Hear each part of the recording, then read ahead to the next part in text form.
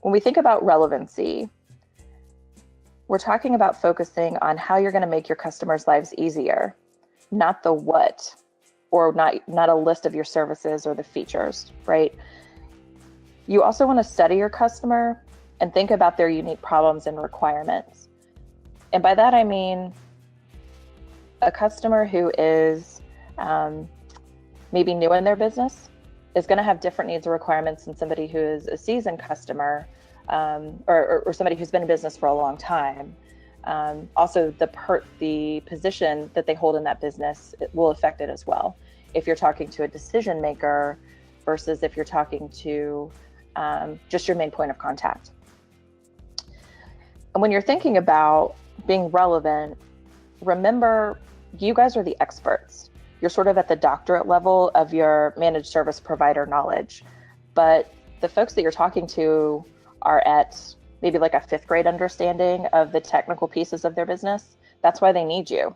So I'm not really trying to comment on intellect here, more so experience.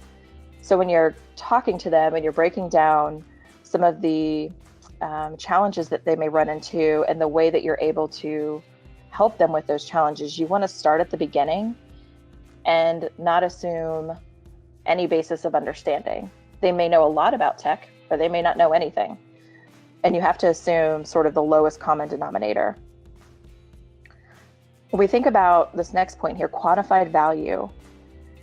So once you've explained how you're going to make your customers' lives easier, how you're going to solve their challenges, you want to outline specific benefits, like how are you going to make their lives easier?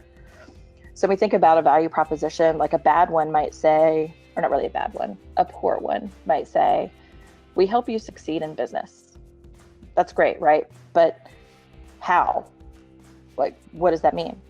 A better one might say something like, save time and increase efficiency with automation in our management software. So what do you get? You're saving time, you're increasing your efficiency, and how?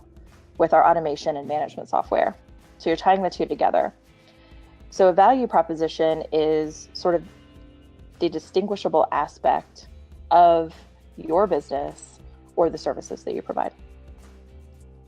And when we think about being differentiated, this gets really important because this is how you stand out among your competition. When you have to tell the story of your differences, it can become kind of challenging, right? Because you may offer the same services that a lot of other folks may offer.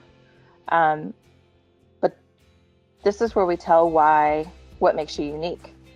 And more importantly, why clients should trust you with their business. There are only so many word combinations and phrases you can use to convince customers that you may have something they need. And so as you look at your competitor websites, you may start to see a lot of those same phrases.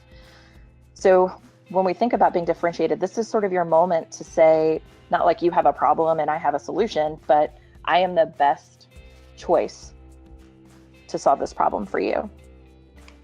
So here, the important takeaway is that you want to market on your value and deliver through features and functions.